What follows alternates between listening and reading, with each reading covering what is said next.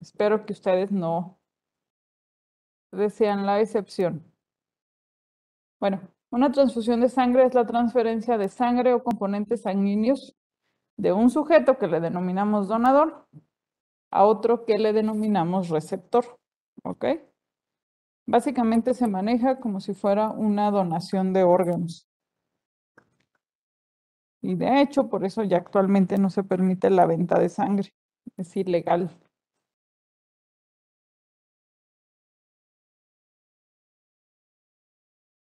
Esa es la norma oficial mexicana, la que les mandé a buscar. Sí, es del 2012, así de actualizadas están nuestras normas oficiales. La otra duró como 12 años, creo, la previa a esta. Ahí vamos.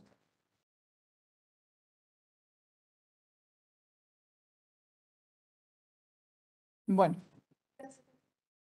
¿qué vamos a tener en cuenta cuando realizamos una transfusión? Primero, que es un tratamiento sintomático, en ningún caso es un tratamiento curativo, simplemente vamos a tratar un síntoma. Hay que valorar siempre el riesgo, porque tienen muchos riesgos las transfusiones, sobre el beneficio, y hay que individualizar. Hay que elegir el componente indicado para el paciente y la dosis indicada para el paciente, y bajo norma, la norma dice que toda transfusión sanguínea debe contar con un consentimiento informado. Entonces, de lo que nosotros podemos tener de la sangre o extraer de la sangre tenemos dos. Unos que se denominan hemocomponentes y otros que se denominan hemoderivados. Los hemocomponentes es lo que transfundimos. Glóbulos rojos, plasma fresco congelado, concentrado de plaquetas, crioprecipitados. O sea, forman parte de la sangre total. Por eso se llaman hemocomponentes. Y los hemoderivados los obtenemos casi la mayoría de ellos del plasma, como es la albúmina, las inmunoglobulinas o los factores de la coagulación. Esos se denominan hemoderivados. ¿Ok? Ahorita nosotros vamos a hablar específicamente de los hemocomponentes. ¿Y cuáles son? Sangre total, aunque ya no se transfunde sangre total, concentrado de eritrocitos, plaquetas, plasma fresco congelado y crioprecipitados. Vamos con la sangre total. Bueno, ustedes yo creo que ya han estado en alguna de las campañas de donación sanguínea. Lo que nosotros extraemos es sangre total y esa sangre total se fracciona. Y de la sangre total nosotros podemos obtener pues todo lo que les acabo de decir. Concentrados eritrocitarios, plasma fresco congelado, crioprecipitados y plaquetas. Algunos componentes se pueden extraer mediante aféresis, que es unas máquinas que literalmente los conectan y mediante unos filtros solamente obtienen lo que necesitamos, o sea, sangre, bueno, eritrocitos, plaquetas o plasma. Y algunos componentes tienen que sufrir ciertos procesos, como puede ser lavado, irradiación o leucodepresión. ¿Por qué ya no se transfunde sangre total? Pues por lo que les dije al inicio, se tiene que individualizar y elegir el componente adecuado para el paciente y la dosis adecuada. Los pacientes no siempre requieren sangre total. De hecho, la gran mayoría de las veces no requieren sangre total.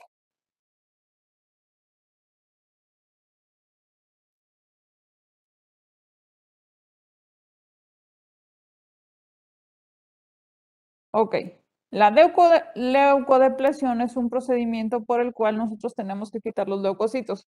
Los leucocitos son células que no nos sirven en el momento de la transfusión porque se pueden asociar con reacciones transfusionales, entonces lo mejor es quitarlos y se pueden hacer mediante filtros. Entonces este filtro lo que va a hacer es quitar los leucocitos. Las ventajas, pues hay menor riesgo de inmunizaciones, menores riesgos de enfermedades transfusionales. Otra técnica mediante la cual se pueden quitar los leucocitos es la irradiación, por cualquiera de las dos. Obviamente la radiación se reserva a veces en ciertos centros para ciertos procedimientos en específico. Pero en general toda transfusión idealmente tiene que ser leucodepletado. Ahora, ¿cuánto tiempo debe pasar entre una donación y otra? Esto está en la norma oficial mexicana. Dice que entre 2 extracciones de sangre total, 8 semanas. Entre 2 extracciones, entre una extracción de sangre total y una extracción de eritroaféresis de bolsa única, también 8 semanas. Entre una donación de sangre total y una donación de una eritroaféresis de bolsa doble, 3 meses. Y entre una donación de sangre total o una donación de plaquetoaféresis o plasmaaféresis, sin extracción de eritrocitos, 4 semanas. En general, las donaciones que se hacen aquí, por ejemplo, en Aguascalientes y en la mayoría de México, son donaciones de sangre total. Entonces, 8 semanas para poder volver a donar. Otra cosa que también se extrae aquí son plaquetas mediante aféresis. Entonces, la donación entre 2 plaquetas obtenidas por aféresis son de 2 semanas. ¿Ok? Cada 2 semanas un paciente puede estar donando plaquetas mediante aféresis. Y entre una donación de plaquetas y una donación de sangre total, ahí tienen que pasar 2 semanas también. ¿Dudas?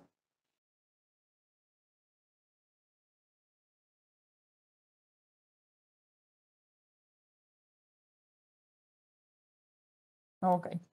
Ahora, a la sangre total que se dona, se les agregan anticoagulantes o aditivos que impiden que se coagulen. Son muchos y depende del aditivo que se les agrega o del anticoagulante que se les agrega, que casi la mayoría de ellos tienen envase en citrato, es el tiempo que me va a durar el paquete.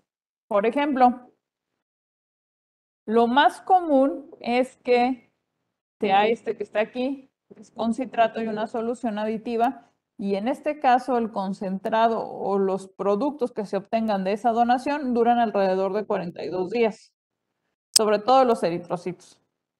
Y vean a qué temperatura se deben de conservar, desde +2 a +6 grados centígrados.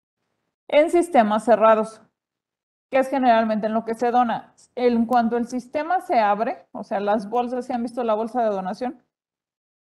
Que viene una bolsa principal y luego viene bolsitas aledañas. Eso es un sistema cerrado. Todo el fraccionamiento de sangre se hace ahí, nunca se abre el sistema. Hay sistemas que sí se pueden abrir, pero esos sistemas solamente tienen una duración, lo que se extrae, de 24 horas y no más. ¿Dudas?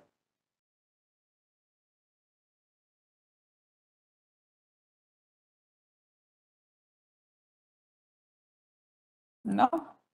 Ahora, en cuanto a las plaquetas, la conservación de las plaquetas es básicamente a temperatura ambiente de +20 a +24 grados centígrados. En sistema cerrado, una donación de aféresis por de plaquetas dura 7 días y se tienen que mantener en agitación. Agitación. Las plaquetas no pueden estar en frío porque las va a activar y luego se van a consumir. A temperatura ambiente y agitadas para que no se peguen a la bolsa. Más de 7 días se desechan esos productos. Ahora, el plasma fresco. Hay diferentes plasmas, pero puede ser plasma fresco con el contenido de los crioprecipitados o plasma fresco desprovisto del crioprecipitado. Sí, sí hay una maquinita que las está ahí agitando todo el tiempo. Ahora, si ustedes se fijan, el plasma fresco congelado debe de estar a -25 grados centígrados. Está congelado. Y vean la vida media a esta temperatura inferior, 36 meses. Si se encuentra congelado desde -18 a -25 grados centígrados, solamente duran 3 meses. Y vean, si lo dejan a temperatura igual que los concentrados eritrocitarios, solamente duran 6 horas. Entonces se tiene que congelar. Entonces, incluso puede durar pues 3 años ahí el plasma congelado y todavía ser viable. ¿Dudas?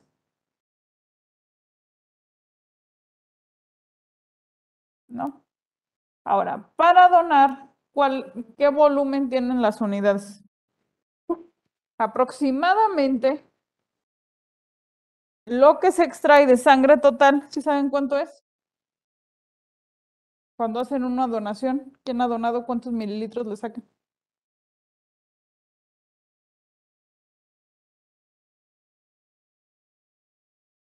Nadie ha donado.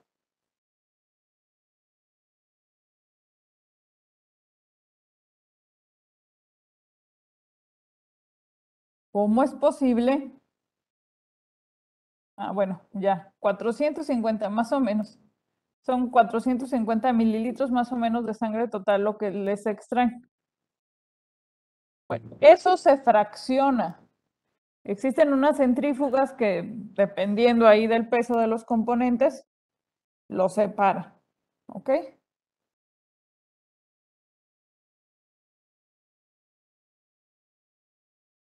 Los van a separar en eritrocitos, en plaquetas y en plasma. Entonces, el volumen de 450, 500 mililitros lo reparten entre eso. Entonces, un concentrado de eritrocitos más o menos tiene entre 230 a 330 mililitros.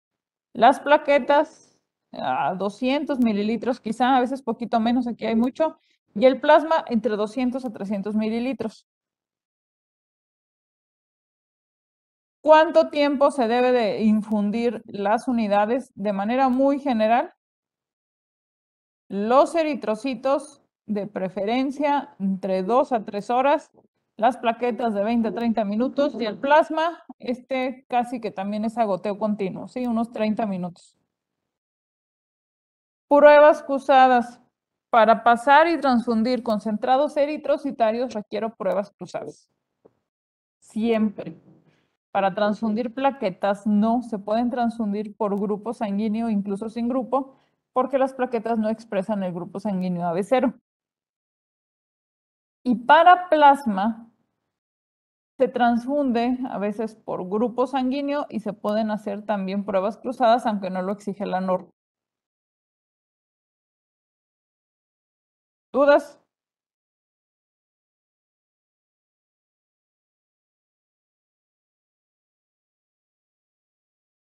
Ok. Vamos a ver las indicaciones de cada una de las componentes. Vamos a empezar con los concentrados eritrocitarios o de hematíes. ¿Cuál es el objetivo de la transfusión de estos? Evitar la hipoxia tisular. Vean el objetivo, evitar la hipoxia tisular, no normalizar niveles de hemoglobina. Las transfusiones no son para llegar a un nivel de hemoglobina. ¿Cuál es la dosis? La dosis mínima necesaria para corregir los síntomas. ¿Se acuerdan que eso hemos estado hablando desde que vimos anemias? Se transfunden hasta que se le quitan los síntomas y nada más. ¿Cuánto se espera que aumente de hemoglobina? Es alrededor, si hacemos un promedio aquí, de 1 gramo de hemoglobina por decilitro. En general, si lo englobamos, decimos que cada unidad les eleva 1 gramo la hemoglobina. Entonces, si el paciente tenía 6 y le transfunden 1, aproximadamente queda en 7. Sí, ese es un promedio. Ahora, ¿en qué situaciones los podemos llegar a transfundir? Bueno, por ejemplo, en una anemia aguda, porque ya vimos que las anemias agudas se descompensan rápidamente porque no tienen tiempo de activar los mecanismos compensatorios. Siempre hay que valorar signos y síntomas de hipoxia tisular. Si está perdiendo volumen y a lo mejor los síntomas son por pérdida de volumen, pues se trata con cristaloides. Y el nivel de hemoglobina, aunque recuerden, esto no es de manera aislada, hay que ver las características clínicas del paciente. Y si el paciente está teniendo una hemorragia masiva, que eso se define como la transfusión de un volumen sanguíneo total en menos de 24 horas, Aparte de los concentrados eritrocitarios, habrá que pasarle plasma y plaquetas, porque no perdió solamente eritrocitos, también perdió plasma y plaquetas. Entonces, siempre tenemos que tener en cuenta los signos y síntomas clínicos de oxigenación tisular para ver si el paciente es candidato o no a transfusión. Dicho de otra manera, y se los he dicho siempre, síndrome anémico descompensado se transfunde.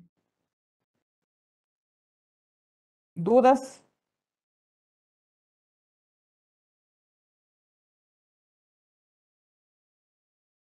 Ok, existen ciertas condiciones en que a lo mejor el nivel de hemoglobina sí me puede indicar que yo necesite transfundir a alguien.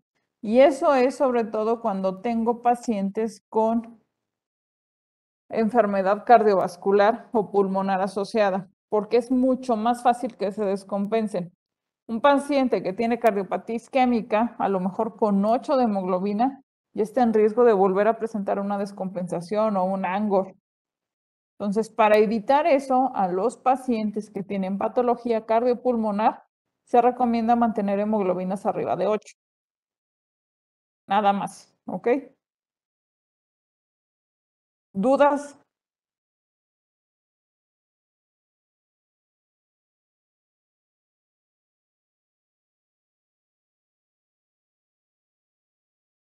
Ok, vamos con las plaquetas. Esta es una féresis plaquetaria, esas son las, obviamente es un banco de sangre muy grande.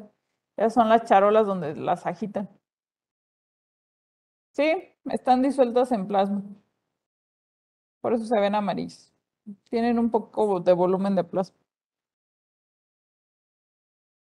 Ok, ¿cuál es el objetivo de una transfusión plaquetaria? Evitar o tratar hemorragias atribuibles a déficit cuantitativo o cualitativo de plaquetas. Si esa no es la causa, no le transfundan plaquetas, no va a servir de nada.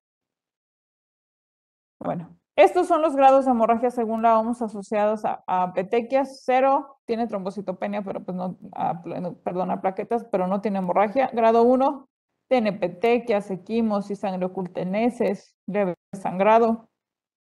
El grado 2, epistaxis, melena, hematuria, hemoptisis, pero aún eso todavía no requiere transfusión. Y a partir del grado 3 ya requiere transfusión.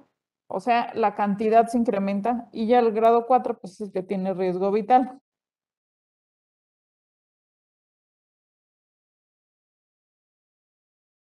¿Cuánto se espera incrementar con una aféresis plaquetaria? Entre 25,000 y 40,000 plaquetas. Aproximadamente eso o la dosis equivalente en concentrados plaquetarios, porque esa es la otra forma en que yo puedo transfundir plaquetas. Las plaquetas que yo obtengo producto del fraccionamiento de la sangre total, que son concentrados plaquetarios. La dosis de concentrados plaquetarios es aproximadamente un concentrado por cada 10 kilos que pese el paciente.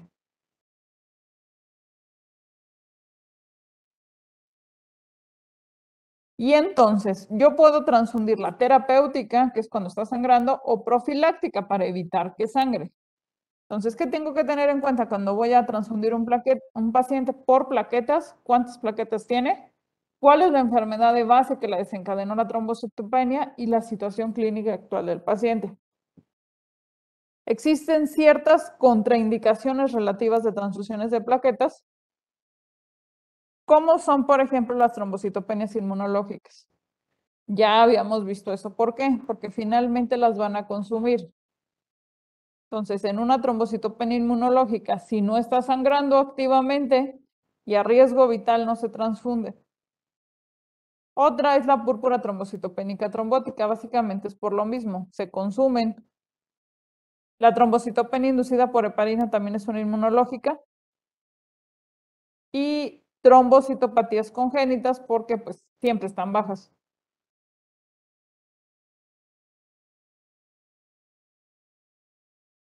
¿Dudas?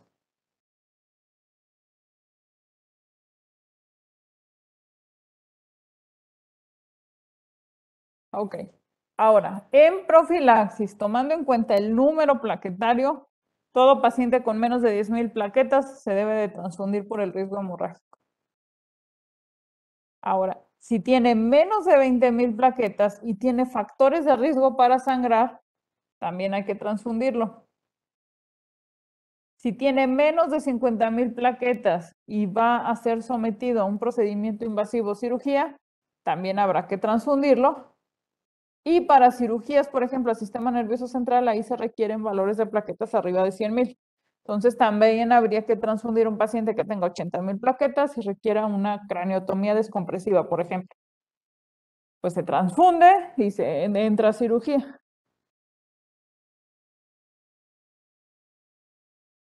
¿Dudas?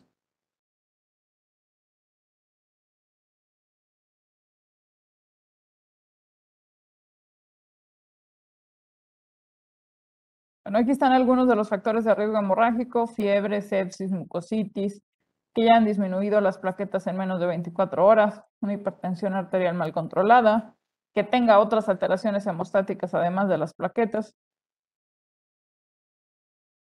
Y la terapéutica es cuando el paciente ya tiene hemorragia. Si tiene hemorragia, pues hay que empezar a transfundirlos. Prácticamente son las mismas metas transfusionales.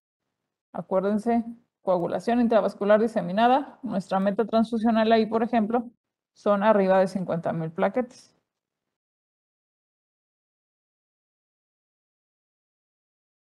Algo también importante a tomar en cuenta, sobre todo con los pacientes politransfundidos, o sea, los hematológicos, es que generan aloanticuerpos contra las plaquetas y hacen una complicación que se llama refractariedad plaquetaria.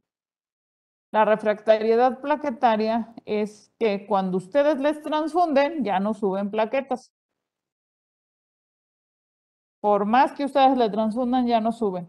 Y eso, pues, nos complica el manejo. Hay muchas causas de refractariedad plaquetaria, desde causas no inmunológicas hasta las causas inmunológicas, que esa principalmente se presenta en los pacientes con enfermedades hematológicas. Pero, por ejemplo, una infección, fiebre y sepsis, ese paciente puede, aunque nosotros le transfundamos el banco entero, no subirles las plaquetas por toda la inflamación que está teniendo, un paciente que está sangrando de manera activa porque las está consumiendo, o algunos fármacos pueden provocar trombocitopenias.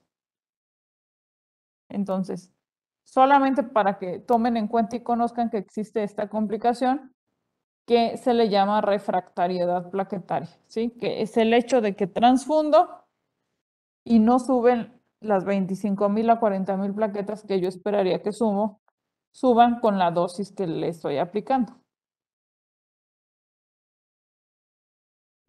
Para disminuir esto, siempre se recomienda que sean productos leucodepletados con filtros, que sean transfusiones HBO compatibles, de preferencia los productos entre más frescos, o sea, más cercanos a la fecha de la extracción, mucho mejor. Evitar transfusiones innecesarias. Y es mejor transfundirle plaquetas por aféresis porque vienen de un solo donador que transfundirle 8 concentrados plaquetarios porque son 8 donadores diferentes.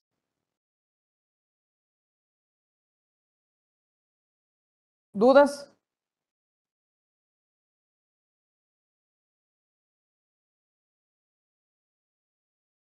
¿No? ¿Seguros? ¿Ya saben transfundir concentrados y plaquetas?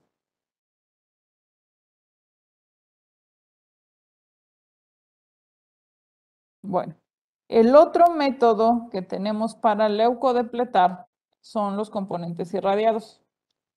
Eso sobre todo en todos aquellos pacientes que haya una alteración en el funcionamiento de los linfocitos T, es recomendable mandar productos irradiados para evitar una complicación que se llama enfermedad de injerto contra huésped asociado a la transfusión. Esta es la dosis que le dan de radiación gamma, de 25 a 50 grays. No modifica para nada los componentes sanguíneos y lo único que hace es inactivar, digamos, a los linfocitos T y ya se pueden transfundir sin problema. Literalmente los pasan a la maquinita donde dan las radiaciones a las personas, ahí los ponen y mandan la dosis y ya.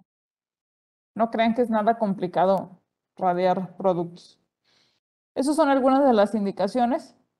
Los trasplantes de médula ósea, linfoma no Hodgkin, cuando están usando algunos medicamentos, por ejemplo, fludarabina, cladribina. Antes, cuando se transfundían granulocitos, también se usaban ahí, pero esa ya no se usa. Por ejemplo, en inmunodeficiencias celulares congénitas, las transfusiones intrauterinas, esas deben de ser con productos irradiados, al igual que las exsanguíneas transfusiones.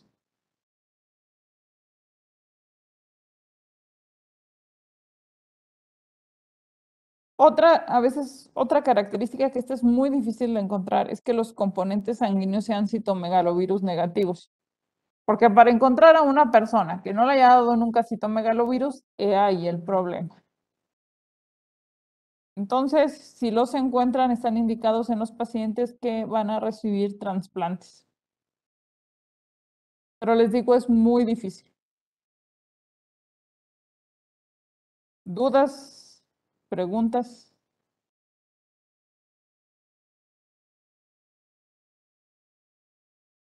Porque tenían muchos efectos secundarios y nada más duraban la transfusión. Bueno, el efecto, pues la vida media de los granulocitos, 8 horas.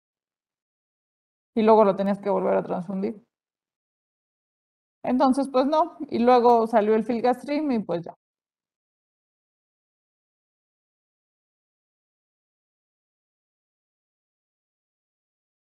Bueno, ¿alguna otra duda?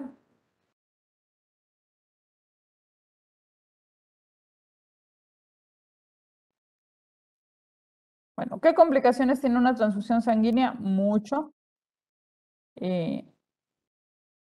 Y hay que ver. Tenemos agudas y retardadas.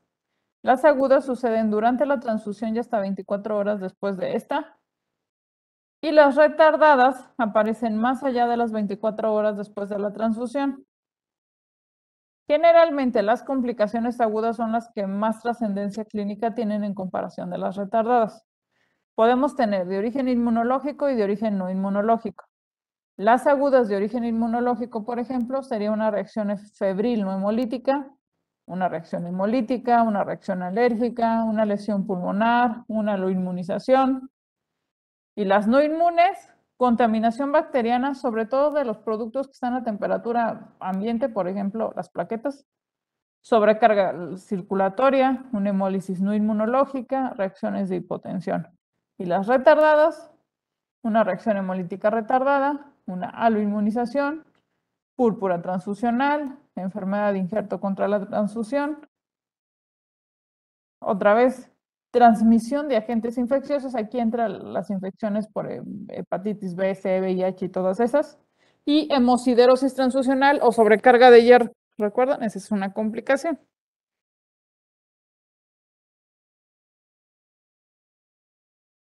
Ahora, ¿qué hay que ver? Pues qué tipo de manifestación clínica está teniendo.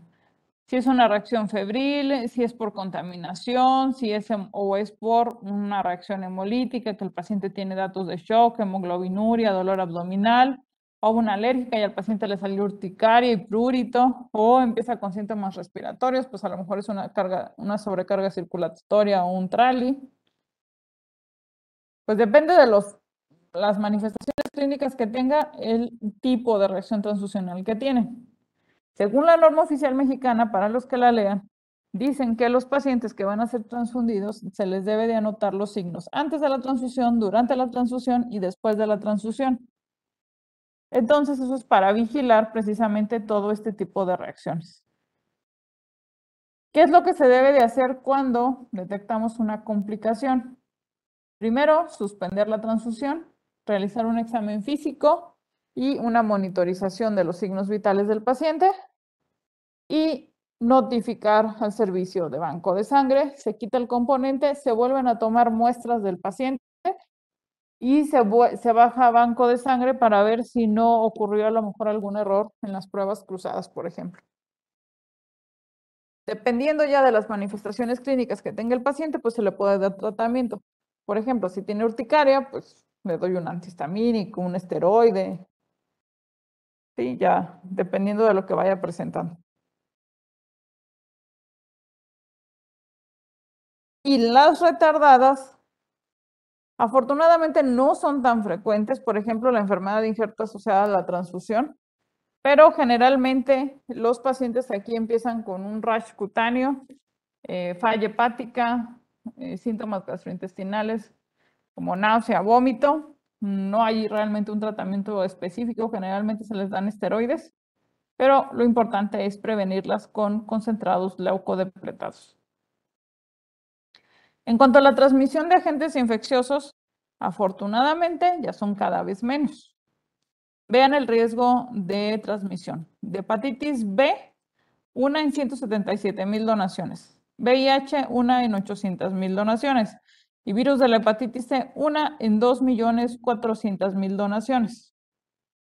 O sea, cada vez son más raras las infecciones asociadas a transfusión, pero eso no quita que sigan siendo una posibilidad.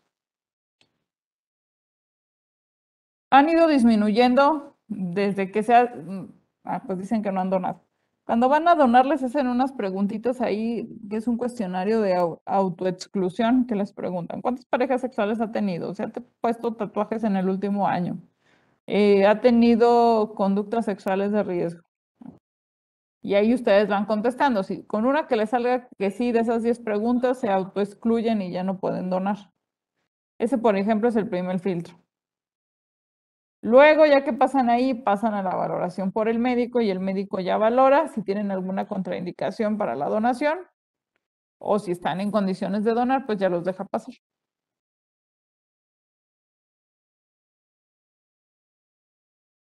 Bueno, ¿dudas?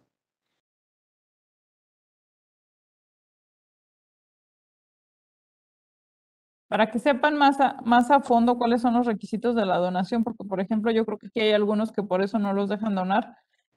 Por ejemplo, desde el mismo peso. Que la biometría no salga en valores normales. Por ejemplo, que estén tomando medicamentos, que hayan tomado alcohol, que hayan tenido alguna enfermedad. Hay enfermedades que autoexcluyen de manera definitiva y hay otros que de manera temporal. Generalmente los bancos de sangre están conectados o tienen un sistema que comparten, en donde si van, por ejemplo, un donador a banco de a cualquier banco de sangre y ahí dice que tiene conductas sexuales de riesgo y demás, y no lo dejan donar. Y luego quiere ir a otro, pues ya sale una alerta ahí para ese paciente que no lo dejan donar por X, Y o Z. Entonces, hasta que se quitan esas alertas, pues los dejan donar.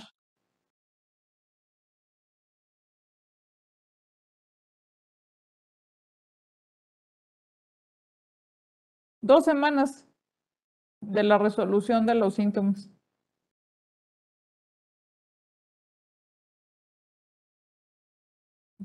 Como para cualquier enfermedad. Sí, no es mucho. ¿Alguna otra duda?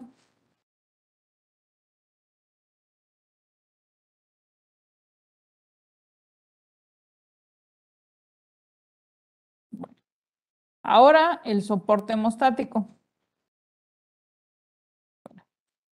¿Cuándo vamos a transfundirles plasma fresco congelado o crioprecipitados? Eso vamos a tener en cuenta los tiempos de coagulación y si el paciente tiene hemorragia. Entonces, tengo el plasma fresco congelado. El plasma fresco congelado tiene múltiples factores de la coagulación que nos pueden o se pueden aplicar tanto para profilaxis como para tratamiento de hemorragia. ¿Cuáles son las indicaciones del plasma fresco congelado? 1. Déficit de múltiples factores de la coagulación o un único factor del que no existen concentrados disponibles.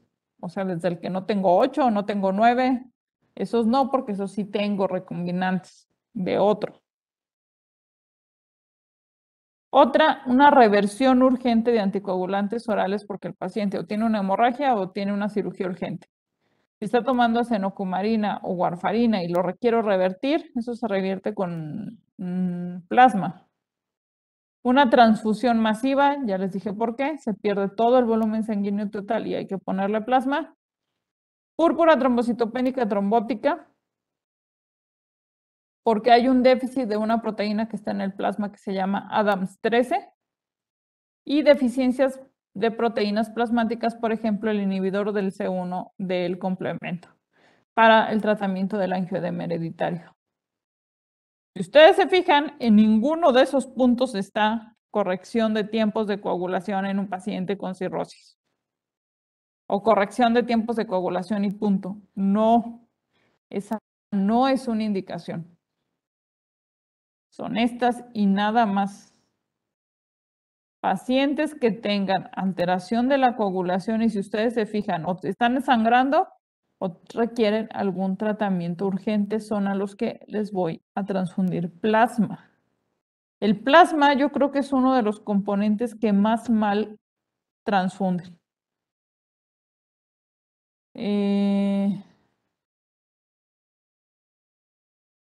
Es muy común, pero muy común que lo transfundan terriblemente mal. Porque se les hace fácil, hay veces que hasta lo usan para reposición de albúmina y obviamente esa no es la indicación. También del plasma fresco congelado se obtienen algunos productos, algunos factores de la coagulación, que son derivados plasmáticos, pero obviamente eso sirven otros mecanismos para disminuir, por ejemplo, las enfermedades transfusionales. Ese es el volumen aproximado que trae un plasma fresco congelado. Y algunos de los factores que tienen. ¿Cuál es la dosis de un plasma fresco congelado? La dosis de plasma fresco congelado es 15 mililitros por kilogramo de peso por dosis cada 8 horas si ustedes lo quieren usar para cualquiera de las indicaciones, menos para esta. ¿Ok? Si son 15 mililitros por kilogramo de peso por 70 kilos que pese alguien, son 1050 mililitros. Y si cada bolsita trae alrededor, supongan ustedes, de 250 mililitros, deben de pasarle 4.2 bolsas por dosis cada 8 horas. No un plasma fresco congelado cada 8 horas. Sí, no se pasa. Si ustedes alguna vez ven eso, que seguramente lo van a ver, está mal transfundido. ¿Sí? Te pasan, pues, esa es la dosis. 15 mililitros por kilogramo de peso por dosis.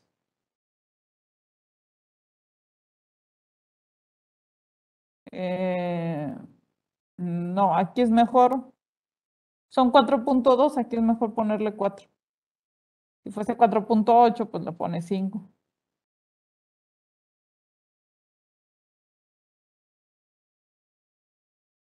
No se les olvide.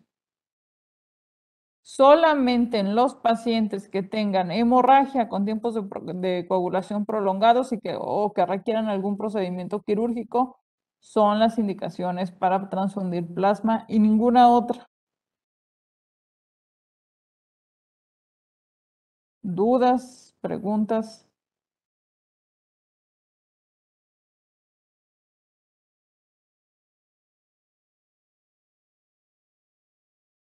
Ok, el último de los componentes son los crioprecipitados. Los crioprecipitados se obtienen al descongelar el plasma fresco congelado a 4 grados centígrados. Lo que se descongela a esa temperatura, ese es el crioprecipitado. Entonces, el crioprecipitado tiene alrededor entre 15 a 20 mililitros, es bien poquito. Y se puede almacenar alrededor de hasta 36 meses. ¿Y qué tiene? Fibrinógeno, factor 13, factor 8 y factor de von Willebrand y fibronectina. Eso es lo que contiene un crioprecipitado. Cuando ustedes quieran pasar alguno de esos factores, pues tendrían que pasar crioprecipitados. Fibrinógeno, 13, 8, von Willebrand y fibronectina. Y este también se transfunde igual, 1 unidad de crioprecipitado por cada 10 kilos, igual que las plaquetas.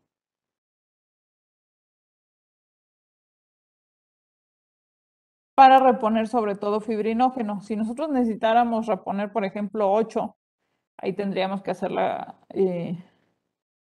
cuantificación de factor. Más o menos cada unidad de crioprecipitado trae alrededor de entre 80 y 100 unidades de factor 8. Lo que les comenté cuando vimos hemofilia, ya no se usa, al menos para eso.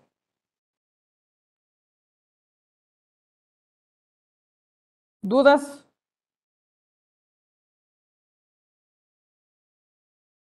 ¿No?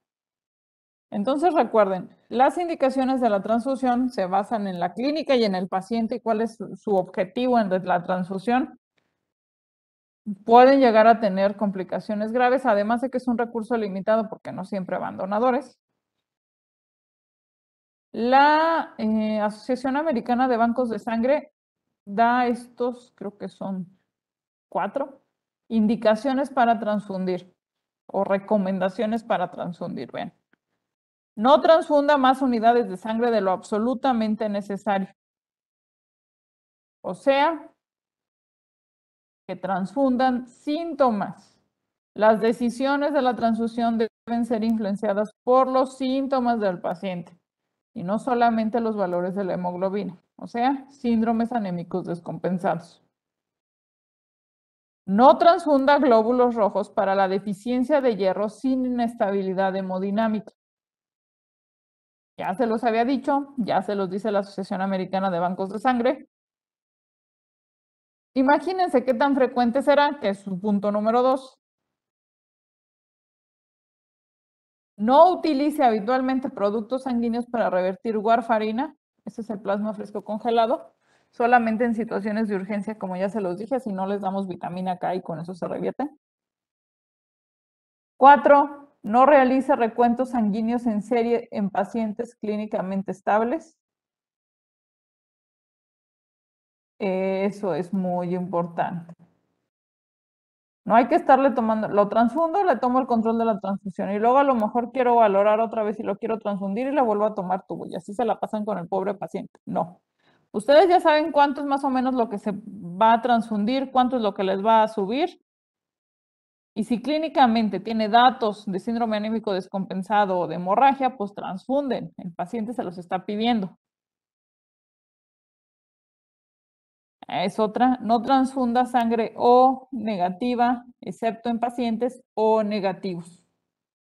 O en emergencias de mujeres en edad fértil, porque luego son muy facilitos. No, pues pásame una O negativo. Además de que casi nunca hay en los bancos de sangre, tampoco que se les haga fácil. Y ya. ¿Dudas? ¿Preguntas?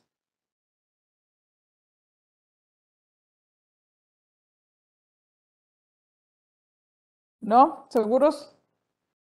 ¿Quedó claro soporte transfusional?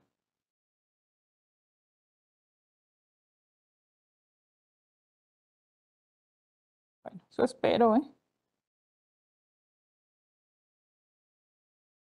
Bueno, les paso lista y terminamos por hoy. Mañana lleven sus trabajos si quieren que se los revisen. Acuérdense que la próxima semana ya van a empezar a exponer y es al azar. ¿Cuánto aporta de qué? No, en la compu. Tiene prácticamente todos los factores de la coagulación. Ahí habría que ver si tiene todavía los productos de los crioprecipitados o no. Si no es así, pues tiene todos los factores de la coagulación. Y la dosis está calculada para llevar a todos los factores de la coagulación a un 40% de actividad.